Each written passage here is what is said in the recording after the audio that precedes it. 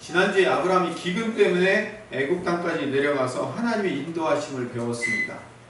오늘은 두 번째 아브라함의 훈련 시간으로 이번에는 이제 풍요의 땅에서 배우게 됩니다.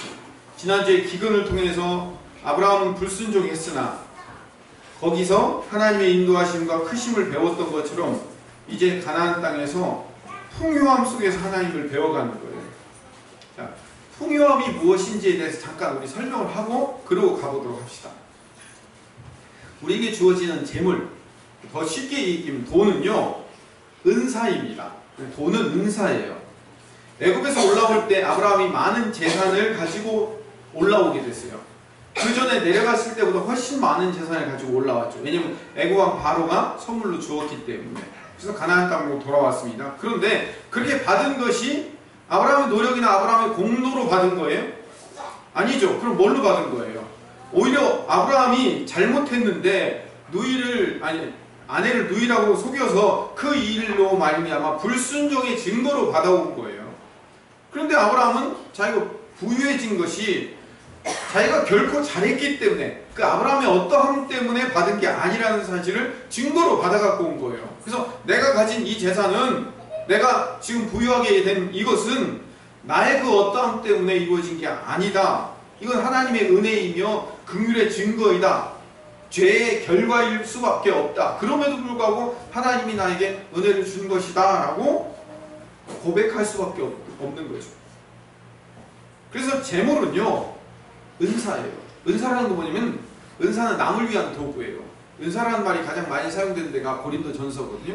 고린도 교회는요, 은사를 하나님이 주어서, 성도들에게 그 은사를 주어서 그 은사를 통하여서 교회를 세우도록 만들어 주신 도구란 말이에요. 우리가 밭을 갈 때 손으로 그냥 갈면, 손으로 밭을 팔려면 어떻게 돼요? 힘들죠? 그러면 밭을 팔 수 있는 좋은 방법은 뭐예요? 호미가 필요하고 삽도 필요하고 꽃갱이도 필요해요. 때론요, 큰 바위나 사람이 움직일 수 없는 게 있으면요, 포크레인이 필요하단 말이에요. 그걸 여러 가지 각종 도구를 주어서 밭을 갈 수 있도록 만들어준 것처럼, 하나님이 이 교회를 세우기 위해서, 이 교회를 맨손으로 할 수 없기 때문에 이 교회를 세우기 위해서 여러 가지 은사를 주어서 교회를 세우기 위한, 남을 위한 도구이란 말이에요. 하나님이 내게 맡겨주신 위탁물이고, 우리는 그 위탁물을 하나님 앞에서 잘 관리해서 다른 사람을 이롭게 하고 교회를 세우는 청지기로서의 역할을 하는 거예요. 그래서 돈에 대한 성도의 관점은, 재물에 대한 성도의 관점은 내 만족과 나의 유익을 위해서 사용하는 그 어떤 것이 아니라 이웃을 위해서, 교회를 위해서, 교회를 세우기 위해서 만들어 놓은 청지기의 도구예요. 청지기로서의 위탁물이라고요. 인정하십니까? 시원찮아요. 그래서 우리가 가지고 있는 이 돈이라는 것, 재물이라는 것이 재물 이꼬로 복이라는 등식은 성립되어서는 안 돼요. 결코. 왜냐하면 재물은 은사이고 돈은 우리에게 맡겨주신 하나님의 위탁물이지, 그게 어떻게 복이 될 수 있어요? 그래서 절대로 우리 그리스도인들은 돈, 재물 이꼬로 복 이렇게 할 수 없어요. 우리가 오늘 본문에서 명확히 깨닫고 아브라함의 인생을 통해서 나중에 발견해야 되는 복은 어떤 복이냐면, 복은 하나님이 복이셔요. 하나님이 복이라고요. 하나님 그분이 복이에요. 하나님을 알고 경험하고 만나고 교제하며 그분이 나를 구원해내셨고 그분과 함께 영원히 살며 그분이 내 인생을 인도하시고 이끄신다는 사실, 그게 복이란 말이에요. 아브라함은 그걸 복으로 받은 거예요. 그런 의미에서 우리는 충분히 복을 받은 자예요. 다 부자들이라고요. 부자예요. 저도 부자예요. 얼마나 큰 부자인지 몰라요. 하나님을 내게 소유로 받았잖아요. 하나님이 내 상급이 되시잖아요. 반대로 재물이 복이라고 생각하는 사람은요, 우상을 섬기는 사람이에요. 맘몬이 신을 섬기고 가짜 신을 섬기는 사람이라고요. 이스라엘 백성들이 출애굽에 나와서 시내산에서 모세가 잠깐 동안 십계명 받으러 올라간 사이에 아론을 통해서 금송아지 만들어갖고 그걸 섬겨요. 근데 그 금송아지 만들어 놓고 뭐라고 얘기하냐면 아론이 이게 우리를 애굽에서 인도해낸 우리의 신이라고 얘기하는 거예요. 그게 뭐예요? 이 금송아지 만들어 놓고 이게 우리 신이래요. 이게 여호와 하나님이래요. 금송아지 만들어 놓고 이스라엘 백성들이 전부 다 금송아지를 여호와 하나님인 줄 알고 섬겼어요. 인간은 그럴 수 있어요. 하나님을 재물과 동일하게 여겨서 재물을 많이 주시는 것, 그리고 그 재물이 내 안에 오는 것이 복이라고 생각할 수 있고, 그 재물 많이 주시는 게 하나님의 복이라고 생각할 수 있어요. 그렇지 않습니다. 이건 제 얘기가 아니에요. 성경이 말하는 바입니다. 마태복음 6장 24절에 보면 같이 읽읍시다. 한 사람이 두 주인을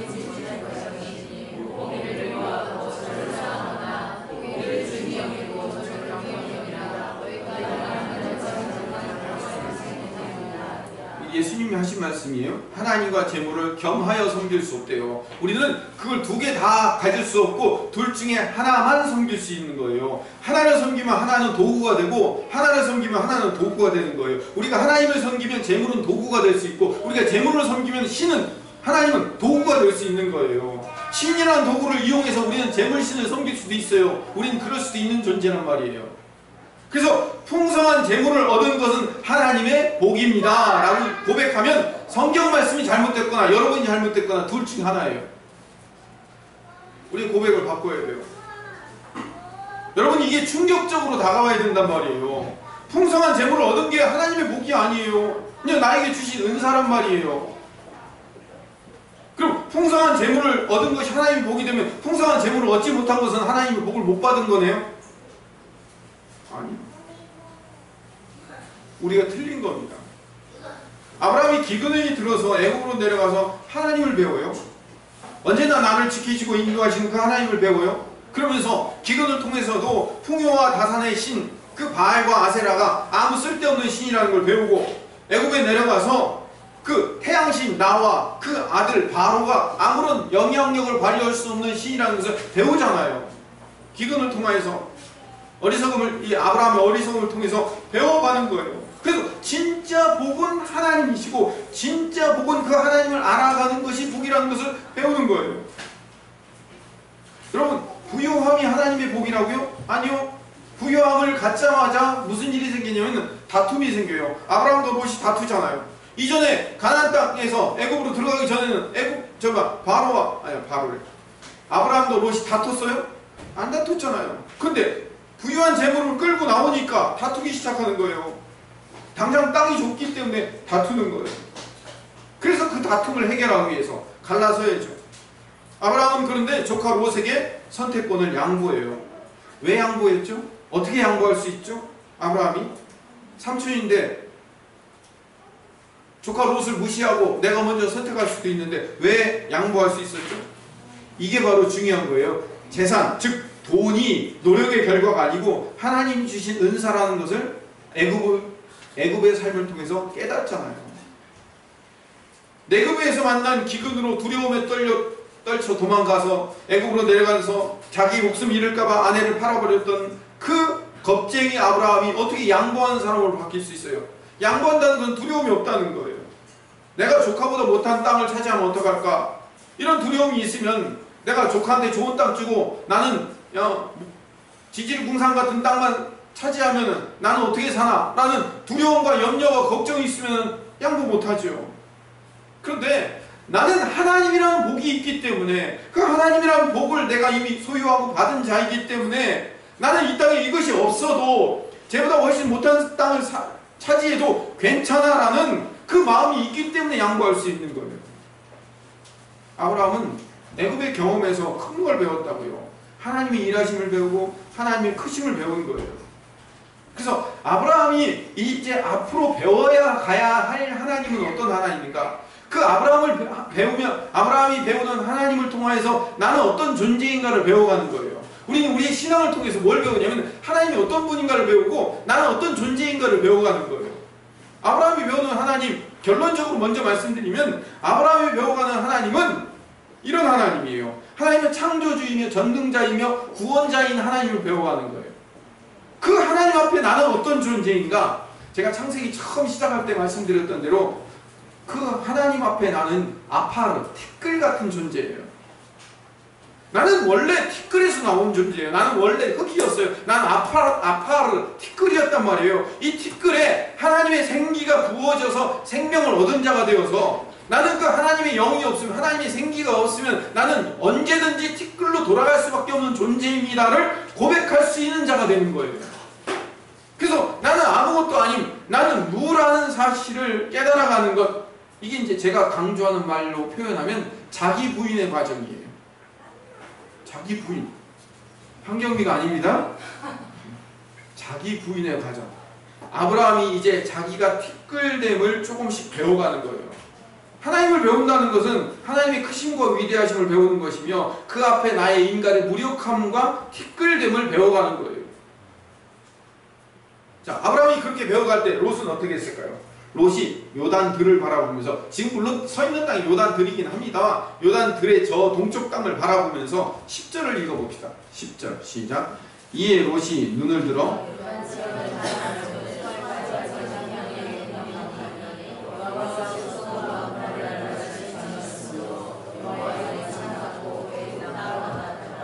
롯은 철저하게 재물, 돈, 물질적 관점으로 땅을 바라봐요. 하나님을 경험하고 하나님을 배워가지 않기 때문에 롯의 신은 뭐냐면 좋은 땅이에요. 롯의 신은 풍성한 물에 있어요. 그러니까 롯은 뭘 섬기냐면 좋은 땅과 풍부한 물이 있는 곳으로 가고, 좋은 땅과 물이 자기의 신인 거예요.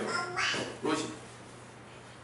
그러니까 소돔과 고모라 땅 쪽을 바라보면서 아이고 저기 보니까 여호와의 동산 같고 애굽 땅과 같았대요. 여호와 동산, 에덴 동산처럼 그렇게 아름답고 그리고 풍부한 땅이다라고 말하더라는 거예요. 그러니까 롯의 목표는 뭐냐면 풍부함, 부유함이 롯의 목표예요. 그러니까 그 목표에 따라 갈 수밖에 없는 거예요. 그래서 그 목표를 따라 동쪽으로 내려가다가 마지막 어디까지 내려가냐면 소돔성까지 내려가다가 오늘 본문의 이야기인 거예요. 13절을 봅시다. 13절 같이요. 소돔 사람은 여호와 앞에 악하며 큰 죄인이었더라.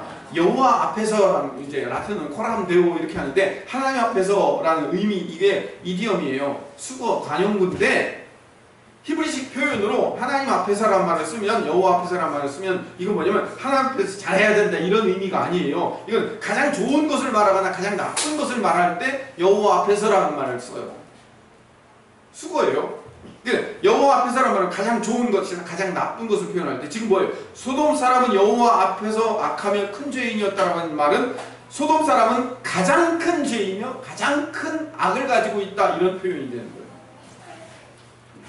롯이 눈에 보기에 좋은 땅을 선택하여 간 결과가 하나님 앞에서 그러니까 가장 악한 땅으로 갈 수밖에 없는 거예요. 물질, 재물, 이 만몬신을 내 마음의 신으로, 하나님으로 섬기고 사는 사람의 결과, 열매는 어디로 가냐면 소돔성이 끝이란 말이에요. 물욕에서 기록된 성도의 선택은 결국 죄악의 한복판까지 갈 수밖에 없는 거예요. 아브라함은 어떤 선택을 했나 봅시다. 아브라함은 14절을 봅시다. 14절부터 17절. 14절 같이 읽읍시다. 롯이 아브라함을 떠난 후에 여호와 앞에서 아브라함에게 이르시되 너는 눈을 들어 너 있는 곳에서 동쪽과 남쪽 그리고 서쪽을 바라보라. 보이는 땅을 내가 너와 내 자손에게 주리니 영원히 이르리라 라고 얘기해요. 눈을 들어, 14절, 눈을 들어 너 있는 곳에서 바라보라 라고 얘기해요. 근데 여러분 보세요. 눈을 들어 바라보라 라고 얘기했는데 10절에 보면 롯도 눈을 들어 요단 지역을 바라봤다고 했어요. 그러니까 아브라함도 눈을 들어 바라보고 롯도 눈을 들어 바라보고 똑같이 바라봤어요. 근데 차이가 있어요. 어떤 차이가 있냐면 롯은 눈을 들어 어디를 바라봤냐면 풍요로움 그 자체를 바라봤어요. 근데 아브라함은 어디를 바라봤냐면, 자 여기 보세요. 여기 보세요. 근데 지금 제가 뭘 가리키고 있죠? 그쵸? 뭐가? 손가락이 가리키고 있잖아요. 오늘 제목이 뭐죠? 오케이. 하나님의 손가락을 보는 거예요. 하나님의 손을 봐야 되는 거예요. 가르치는 좋은 것, 그것 자체를 바라보는 게 아니라 좋은 것을 주실 수 있는 그 하나님을 바라봐야 되는 거예요. 그 하나님의 손가락이에요. 누가복음 11장 20절에 보면 제가 그냥 읽어볼게요. 그러나 내가 만일 하나님의 손을 힘입어 귀신을 쫓아내면 하나님의 나라가 이미 너희에게 임하였느니라고 했을 때 하나님의 손이라고 우리는 번역되어 있는데 여기에 닥틸로스라는 이 헬라어 단어가 하나님의 손이 아니라 하나님의 손가락이에요. 손가락.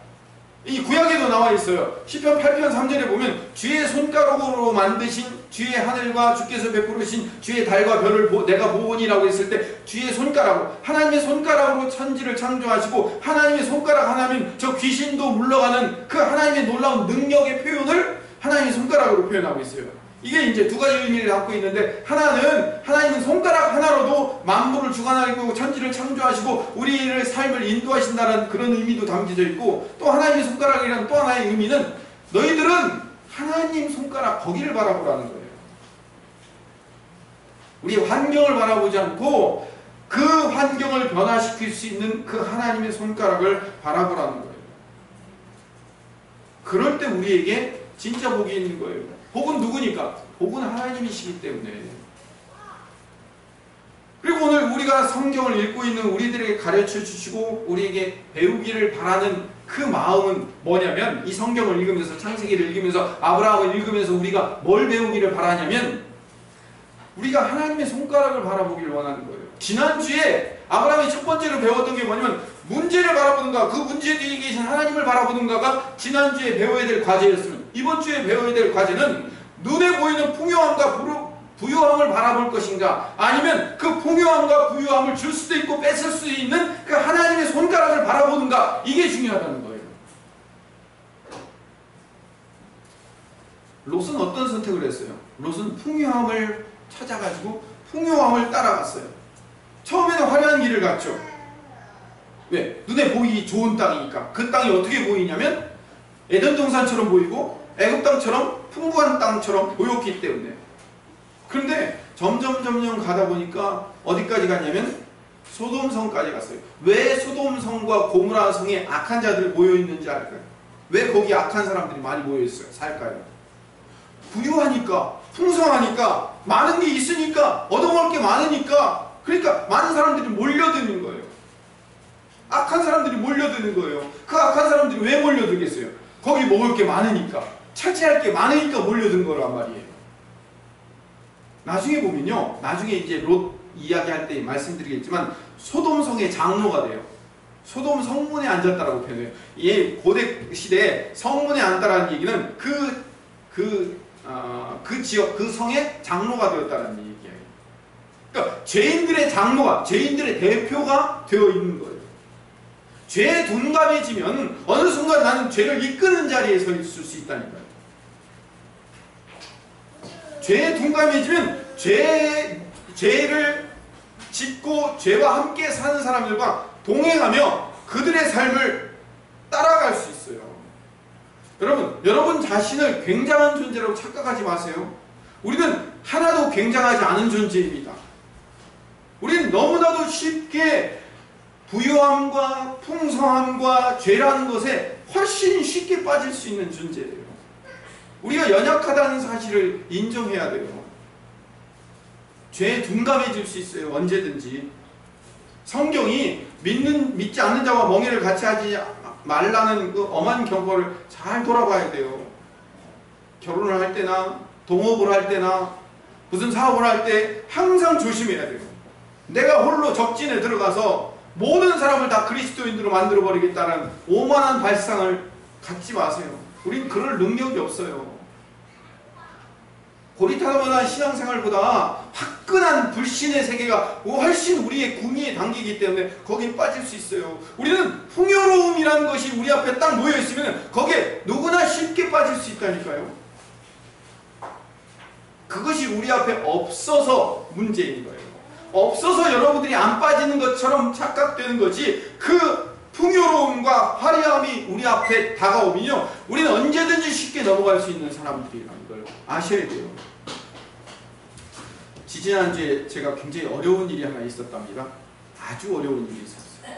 여러분은 모르셨겠지만 저 혼자 굉장히 고민하고 고통스러운 일이 하나 있었어요.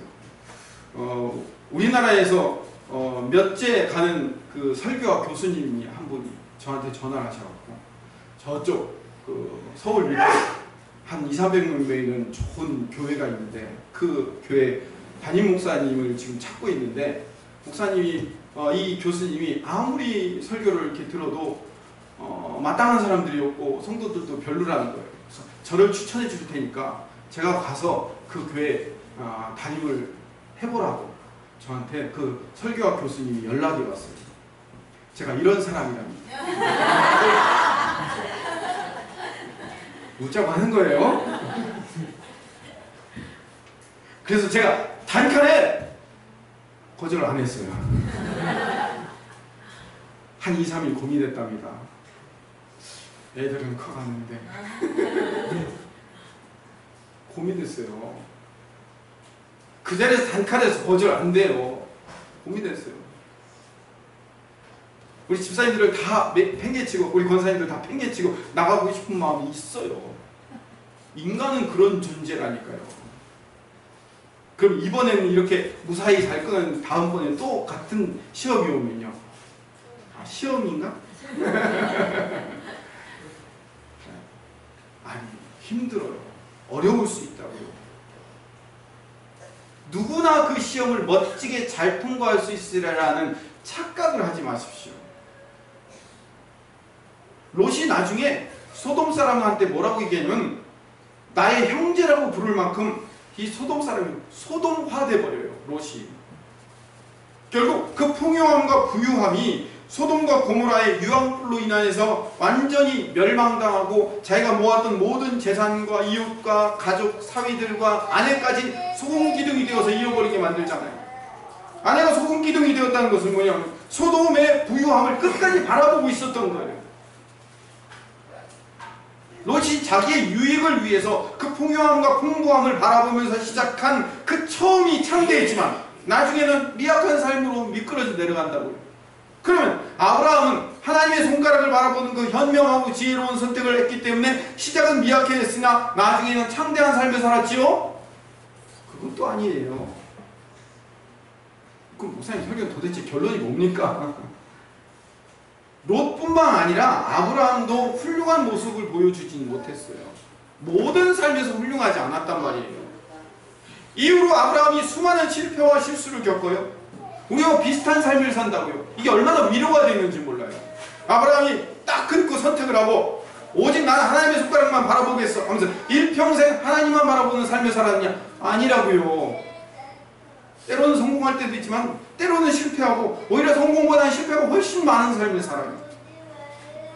나중에 아내를 또 한 번 팔아먹어요. 그리고 나중에 아내 사라가 죽은 다음에 또 많은 첩을 거느리고 많은 자식을 낳고 그런 인생을 살아요. 우리가 기대했던 믿음의 조상이라는 그 아름다운 결말이 아브라함에게 있지 않다고요. 여러분 성경 끝까지 읽어보세요.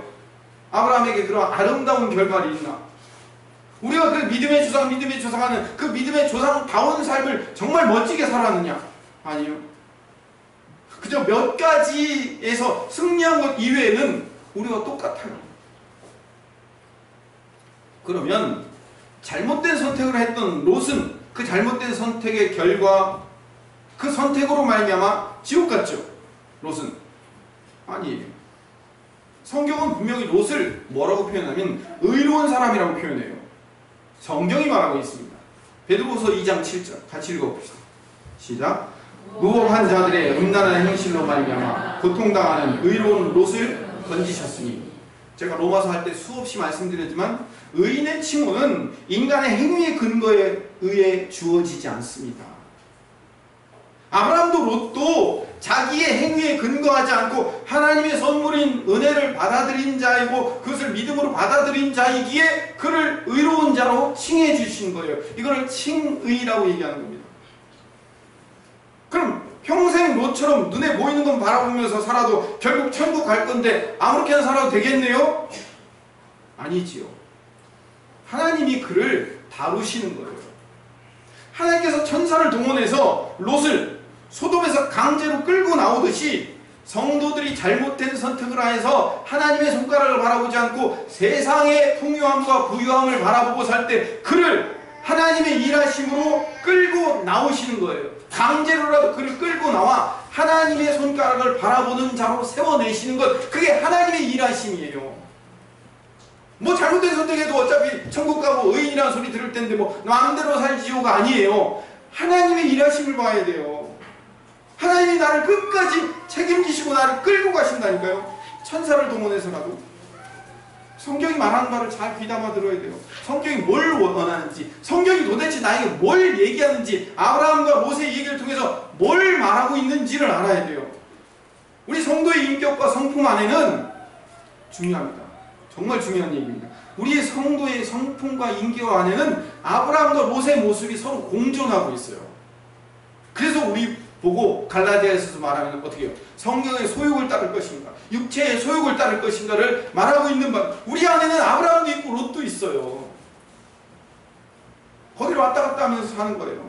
사도 바울이 오라 나는 공고한 자로다 이 사망의 몸에서 누가 나를 건져낼까라고 탄식했던 것처럼 하나님의 손가락을 바라보는 그 아브라함의 마음을 가질 때 마음의 평안과 진정한 기쁨을 맛보는 삶을 우리 살게 만드시고, 또 롯처럼 세상의 풍요와 부유함을 선택할 때 성도들이 고통받도록 만드시는 거예요. 어떤 고통을 받느냐? 베드로서 2장 8절, 아까 읽었던 7절, 다음 절, 8절 같이 읽읍시다. 시작. 이는 이 의인이 그들 중에 거하여 날마다 저 불법한 행실을 보고 들음으로 그 의로운 심령이 상함이라. 이 의인은 어떤 의인이에요? 롯을 얘기하고 있단 말이에요. 롯이 그들 중에 거하며, 그들 어떤 소돔과 고모라 사람들 중에 거해서 날마다 저 불법한 행실을 보고 들음으로 그 의로운 심령이, 하나님이 주신 그 마음이 상하는 거예요. 여기서 상하다라는 말의 헬라 단어는 바사니조예요. 바사니조는 뭐냐면 고통을 주다, 고문을 겪다 이런 의미예요. 고통을 주고 고문을 주는 거예요. 하나님의 택한 백성인 이 롯이 자기의 풍요함과 부유함을 위해서 소돔 땅에 들어가서 세상에서 세상 사람처럼 살았는데 외적으로는 풍요하고 부유한 것이 눈에 보이기 때문에 잘 사는 것처럼 보이겠지만 그 내면의 삶이, 그 속 사람이 고통스럽고 고문당하는 심정으로 살더라는 거예요. 우리 심정 안에 그렇게 아브라함과 롯의 모습이 첨예하게 대립하며 살고 있는 거예요. 성경이 말하는 바가 그거예요. 우리가 그 싸움을 날마다 싸우고 있는 거예요. 여기서, 이 땅에서. 속사람이 아브라함을 취하고 롯을 밀어낼 때 하나님께서 주시는 기쁨과 평안을 맛볼 수 있고, 근데 롯이 아브라함을 밀어내는 그런 선택을 할 때 우리의 속사람이 고통당하고 고문당하는 거예요. 동굴로 쫓겨나서 롯이 마지막에 어떻게 됩니까? 소알이라는 땅에 들어갔다. 거기도 무서워서 못 가고 옆에 있는 동굴로 쫓겨 들어가서 짐승처럼 딸들과 근친상간에서 처절한 죄인의 모습으로 고문당하는 삶을 보여주잖아요. 그걸 통해서 잘못된 선택을 하는 사람은 우리의 심령이 그렇게 고통당하고 있구나를 발견케 만드신 거예요. 그래서 우리는 우리의 신앙 인생에서 아브라함처럼 하나님의 손가락을 보고 하나님의 손가락을 바라보고 있을 때가 얼마나 진짜 평화이며 기쁨인지를 깨닫게 되고, 하나님의 손가락을 바라볼 때 참된 행복을 경험하며, 하나님 그분이 나의 상급이며 나의 방패, 상급, 나의 유업, 그분이 상이에요. 그분이 나의 모든 것 되신 분이에요. 하나님 그 자체가 상이란 말이에요. 그 상을 날마다 경험하며 사는 것이냐, 아니면 세상의 풍요와 부유함을 선택하고 사느냐, 이거예요. 그래서 우리가 믿음과 용기를 가지고 세상의 풍요함과 부유함에 선택하지 않고 하나님의 선택, 하나님의 손가락을 바라볼 수 있는 자가 되어야 되는 거예요. 하나님의 손가락이라는 것은 그 손가락 안에, 그 손가락이 지시하는 곳에 풍요함이 있을 수도 있고 또는 가난함이 있을 수도 있어요. 어떤 상황이든 상관없이 하나님이 그 삶을 인도하고 이끌 수 있다는 사실을 믿고 신뢰하고 의지하는 거예요. 세상은 약삭빠르게 자기의 이익을 책임지고 임기응변과 권모술수로 남을 이용해서 나의 부유함과 나의 풍부함을 채워가는 사람을 지혜로운 사람, 현명한 사람이라고 인정해 주는데, 그래서 롯이 성공한 사람처럼 인정받는 것처럼 보여지는데 그게 소돔이에요. 그게 소돔 땅이란 말이에요. 그게 바벨론이라고요. 거기서 우리에서 물러나야 돼요. 그래서 하나님이 선택한 땅, 하나님의 손가락으로 바라보도록 주어진 땅, 그 땅을 차지하는 거예요. 그 땅이 어떤 땅인지 아세요? 아까 처음으로 돌아가서 나의 유익이 아니라 내 이웃과 내 교회가 유익인 땅, 그 땅이 하나님이 주시는 복된 땅이라는 거예요. 내가 가지고 있는 것을 나를 위해서 쓰는 것이 아니라 이웃을 위한 청지기의 위탁물로 여기는 삶, 그게 하나님의 손가락이 바라보는 삶의 결론이란 말이에요. 나 자신을 위해서 풍요함과 부유함의 땅을 선택해서 떠나고 나면 결국 우리 인생 가운데는 소돔밖에 남지 않아요. 그래서 내 인생을 통해서 경험하는 거예요. 물론 로또 천국 가죠. 그러나 경험하는 거예요. 뭘 야, 내가 이렇게 나를 위해서 살고 나의 풍요함을 위해서 쫓아가는 삶을 살았더니 결국 내 인생 이거 아무것도 아니네. 내가 아무것도 아닌 인생을 살았네. 정말 화장실 늘려가면서 방 개수 늘려가면서 살다 온 인생이었을 뿐이네 라고 내 자신이 후회스럽고 내 자신이 절망스러워 하고, 나는 하나님 아니면 안 돼요, 나는 예수님 아니면 안 돼요 라는 삶의 고백을 할 수밖에 없도록 그의 삶을 만들어 주시는 거예요. 누가? 하나님이. 근데 우리가 그거 경험하고 사셔야 되겠어요? 이 땅을 살면서 그거 경험하고 사셔야 되겠냐고요? 아니죠. 우리는 아브라함처럼 하나님이 우리 인생의 복이시며 그 하나님의 손가락으로 천지도 창조하시고 만물을 주관하시고 세상의 모든 역사를 바꾸시는 그 하나님의 손가락을 바라보고 있을 때 하나님이 나를 얼마나 멋지게 나를 인도하시고 이끄실 겁니까? 그걸 믿는 거예요. 그걸 신뢰하는 거예요. 그걸 의지하는 거예요. 그 하나님이 나의 상급이시며 나의 방패이심을 깨닫는 거예요. 여러분은, 우리는 모두가 하나님 그분을 배워갈 거예요. 일평생 우리는 하나님을 배워가는 거예요. 아브라함이 하나님을 배워가듯이 아브라함이 하나님을 위해서 뭘 했다가 아니에요. 하나님이 어떤 분인지를 배워가요, 일평생. 근데 여러분, 롯처럼 배우시겠습니까? 아브라함처럼 배우시겠습니까?